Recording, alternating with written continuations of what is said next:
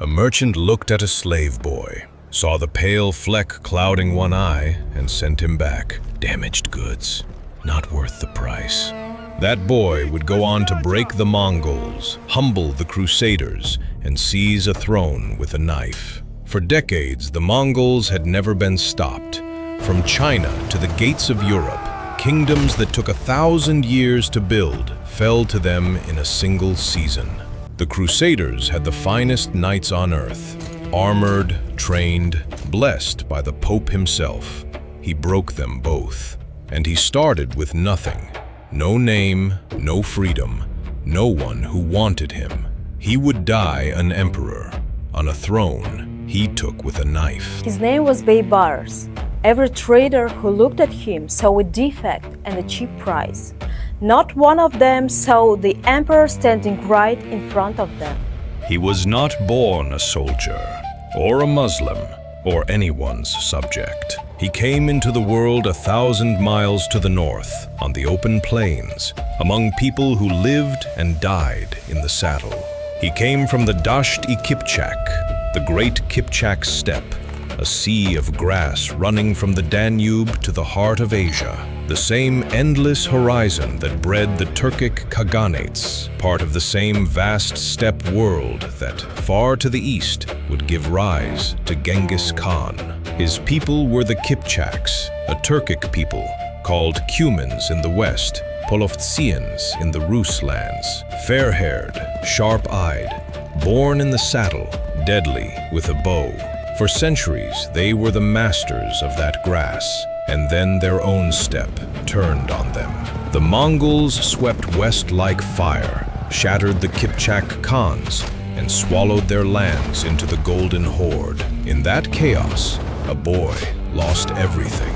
Still a boy, by most accounts around 14, Baybars was taken, a raid, a battle, or sold by his own kin to clear a debt. The sources don't agree. He ended up chained in a slave market in Crimea, on the shore of the Black Sea. Those ports fed a machine. Italian merchants bought thousands of steppe boys and shipped them south, to Egypt, to Syria. Strong, fearless, raised for war since childhood. To the rulers of the south, boys like him were worth their weight in gold. In Egypt ruled the dynasty of Saladin. They didn't trust their own people, so they built their army out of slaves, Mamluks. The word simply means the owned. But this was no ordinary slavery. It was a machine for forging an elite. Boys were brought to Cairo, converted to Islam, and drilled for years in the barracks, trained into perfect soldiers. The bow, the sword, the horse. At the end, a Mamluk was freed, armed, and paid. The best could command armies, govern cities, and one day take the throne itself. Baybars was sold in Syria. His first master returned him, spooked by that eye, a bad omen, he said. But another buyer saw past it and sold him to the Sultan himself, reportedly for 800 dirhams, a cheap price because of the eye. The merchants haggling over a defect had no idea they were pricing a future emperor. He was placed in the Sultan's own elite guard, the Bahri Mamluks, named for the river, their barracks on an island in the Nile, the best of the best. The nameless Kipchak boy was gone. In his place stood a soldier with a new faith, a new brotherhood, and a destiny no one had bet on. His first test came from the west. In 1249, a Crusader army led by the King of France, Louis IX, landed on the coast of Egypt. Louis understood what others hadn't. The road to Jerusalem ran through Cairo. Take Egypt, and the Holy Land was his. And at first, it worked. The port of Damietta fell almost without a fight. Then the old Sultan died mid-invasion. His widow, a former slave herself, hid the death, issuing orders in his name to keep the army from shattering. A dead king, still ruling from behind a curtain. The Crusaders pushed inland to the town of Mansurah, and there, a young commander was waiting. When the reckless vanguard of knights, led by the king's own brother, charged straight into the town, Baybars let them come. He let the heavy cavalry pour into the narrow streets, and then he closed the trap. Beams and furniture sealed the lanes behind them. Stones, arrows, and boiling oil rained from the rooftops. Trapped in their own armor, the pride of European chivalry was butchered in the alleys. The king's brother died there. The master of the Templars died there. Weeks later, the king of France himself, sick, starving, surrounded, was captured. A crowned monarch of the West, a prisoner of slaves. A slave just captured the king of France, and that was only his warm-up. Because a far greater horror was rolling in from the east, the Mongols. In 1258, they did the unthinkable. They came to Baghdad, the shining capital of Islam, the city of the Caliph, 500 years of learning and glory. Hulagu's army broke it in days. For days, they burned and killed. On a scale the chroniclers could barely count, hundreds of thousands dead. The great libraries were emptied into the river. So many books, they say the water ran black with ink, then red with blood. The Caliph himself, by most accounts, was rolled in a carpet and trampled to death under horses. To Muslims, it felt like the end of the world. Aleppo fell, Damascus fell. Then the Mongols turned toward Egypt, the last stronghold left standing, and sent envoys to Cairo demanding surrender. The answer Egypt gave them was to execute the envoys and nail their heads to the city gate. It was war, but fate cracked open a thin chance. Far away, the great Khan died, and Mongol law dragged the princes home to choose a successor. Hulagu marched east with most of his army, leaving only a smaller force in Syria under his best general, a Christian commander named Kitbuka, still enough to conquer Egypt. No one had ever beaten even that many Mongols in the open, but for the first time, the numbers were nearly even. Now it came down to a plan. The Sultan Qutuz and Baybars marched out together, two rivals bound by the end of the world. On the 3rd of September, 1260, they met the Mongols at a spring in Galilee called Ain Jalut, and Baybars beat the Mongols with the Mongols' own trick. He led the vanguard, took the first crushing charge, and then broke, his men fleeing toward the hills. Kitbuka's riders, smelling an easy kill, chased them straight into the valley. The trap closed. From the slopes, the hidden army fell on them from every side. The Mongols didn't panic, they never did.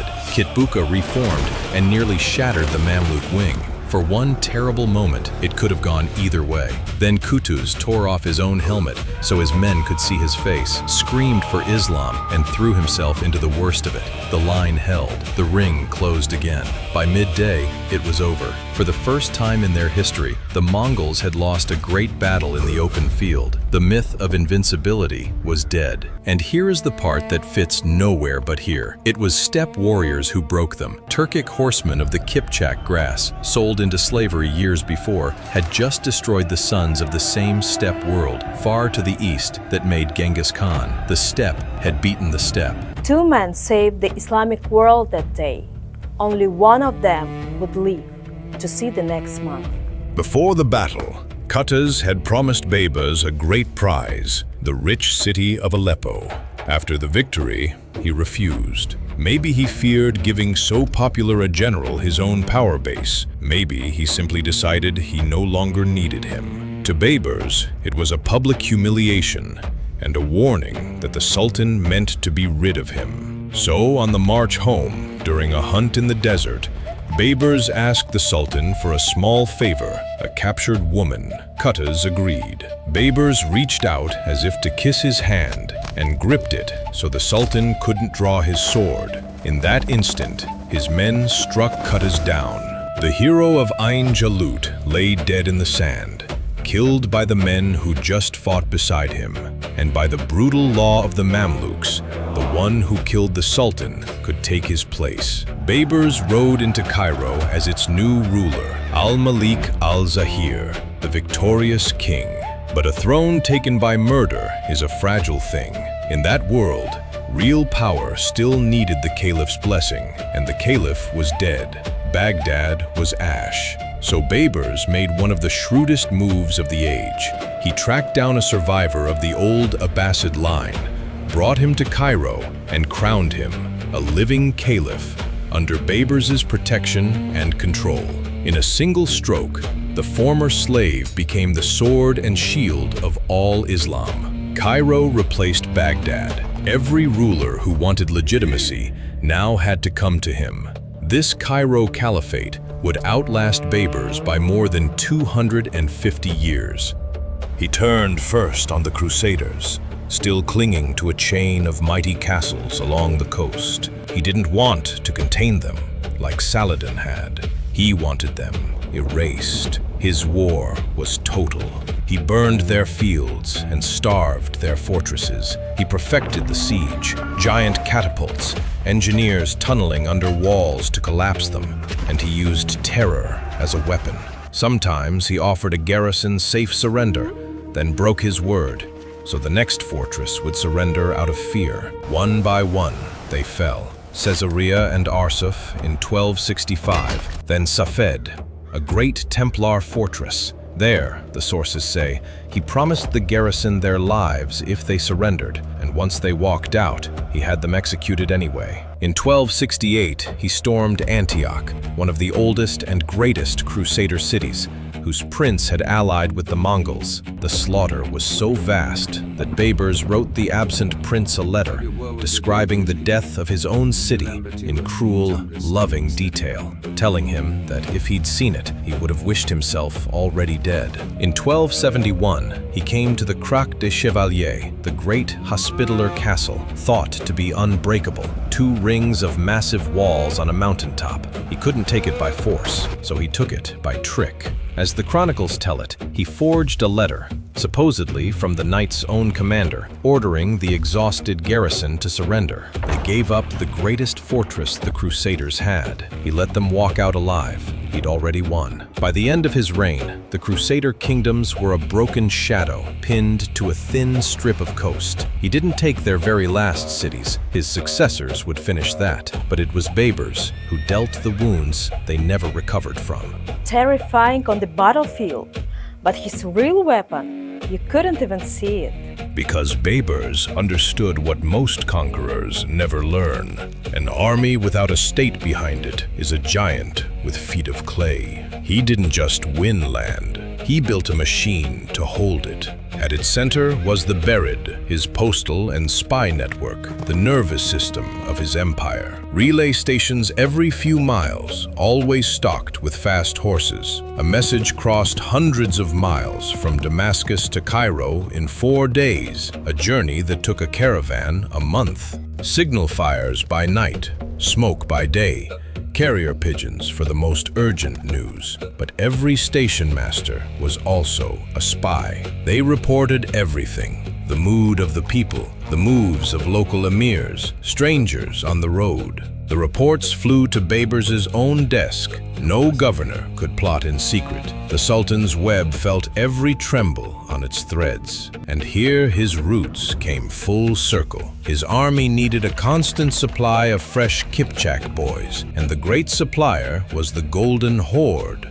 up on the northern steppe. So Baybars allied with the Horde, whose ruler had converted to Islam and hated the Mongols of Persia as much as he did. Kipchak Turk in Cairo, Turkicized Horde on the Volga, bound together against a common enemy, the steppe, reaching across the world to arm itself. He rebuilt shattered fortresses, dug wells and canals, raised bridges, one still standing today, carved with his lion. He built his great mosque in Cairo, founded schools and hospitals, and he was ruthless about justice, often ruling against his own officials, which made the common people love the same man his enemies feared.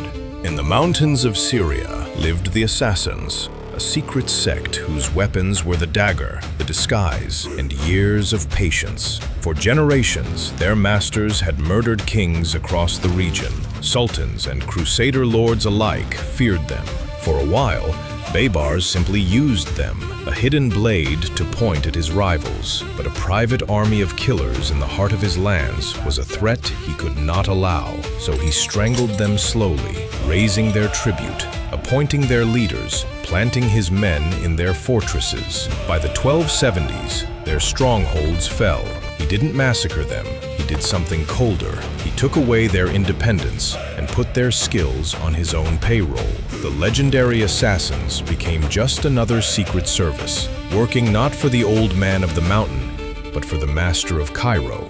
By 1277, Baybars stood at the summit, the Crusaders broken, the assassins tamed, the Mongols locked behind the Euphrates. He was past 50, old for a warrior of his age. But the steppe wolf in him never rested. He had to keep moving. He had to keep fighting. His last campaign went north, into Anatolia, where the Seljuk Turks now lived as puppets of the Mongols. At Elbistan, he met a larger Mongol army and sprang his old trap once more. By day's end, the Mongols were destroyed again. He rode in triumph into the Seljuk capital and sat on their throne. But the emirs who had begged him to come never rose to join him, too afraid of the Mongol revenge to follow. Alone, far from his base, Baybars knew he couldn't hold it. He turned back for Damascus, a victor and a disappointed one. And there, at the height of his glory, death found him. How?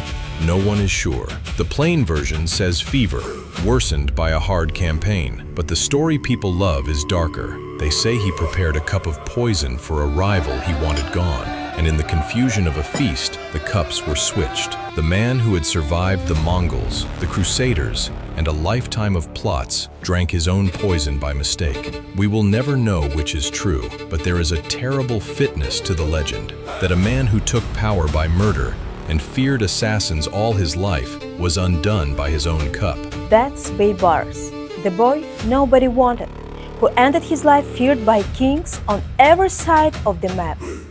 If this is your kind of history, tell me in the comments where I should take you next.